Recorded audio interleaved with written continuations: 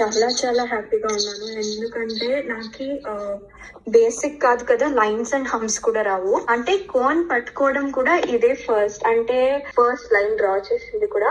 And అక్కడ నుంచి start అయిన నా జర్నీ ఇప్పుడు నేను చూసుకుంటే అయితే నాకు చాలా డిఫరెన్స్ ఉంది.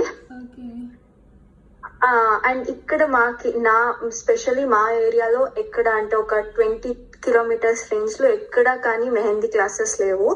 నేను మీ పేజ్ ని ఫాలో అవుతా అనేది కూడా పాస్ట్ ఒక 2-3 months నుంచినే. సో అప్పుడు చూసి అంటే అప్పుడు నాకు మార్చ్ లో ఎగ్జామ్స్ ఉన్నాయి, ఏప్రిల్ లోను ఎగ్జామ్స్ ఉన్నాయి, మే లోను ఎగ్జామ్స్ ఉన్నాయి.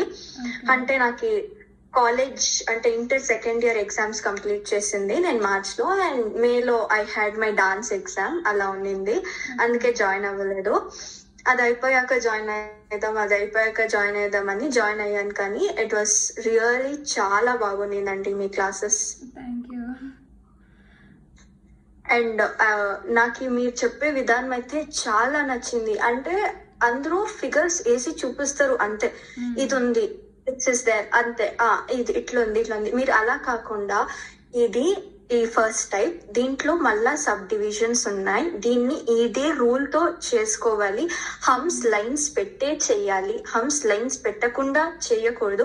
అంటే ఒకరికి మనము యావి తప్పు చేయకూడదో చెప్పియాల. మీరు అది చెప్పించినప్పుడు నాకైతే చాలా హ్యాపీగా అయ్యాను.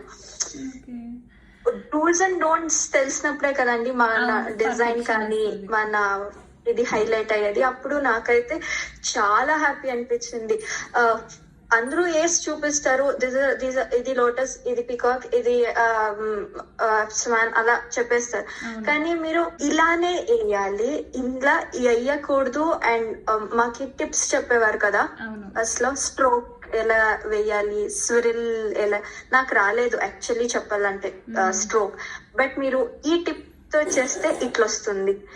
స్వాన్ లో ఎప్పుడు నెక్ కన్నా పైకి ఫెదర్స్ ఉండాలి, అప్పుడు మీ స్వాన్ హైలైట్ అవన్నీ వింటున్నప్పుడు నాకైతే అబ్బా ఇది కదా క్లాస్, ఇది కదా లెర్నింగ్ ప్రాసెస్ అని ఒక చాలా మంచి ఫీలింగ్ వచ్చిందండి.